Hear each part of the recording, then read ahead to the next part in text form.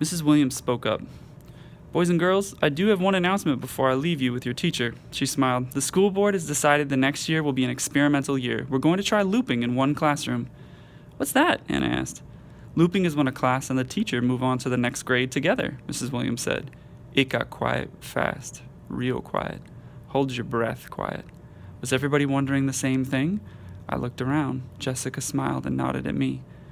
Boys and girls, next year your class will be looping, Mrs. Williams said. With Mr. Terrupt? Anna asked. Yes, Mr. Terrupt answered. We jumped and screamed and hooted and hollered. I saw Mrs. Williams heading towards the door. I ran over to her. Mrs. Williams, I said as she was about to leave. She turned around. Yes, Lou? Thank you, I said. Then I felt a sudden quietness behind me. The rest of the class stopped and took notice of Mrs. Williams. Thank you, Mrs. Williams, voices called out. She looked at Mr. Terrupt.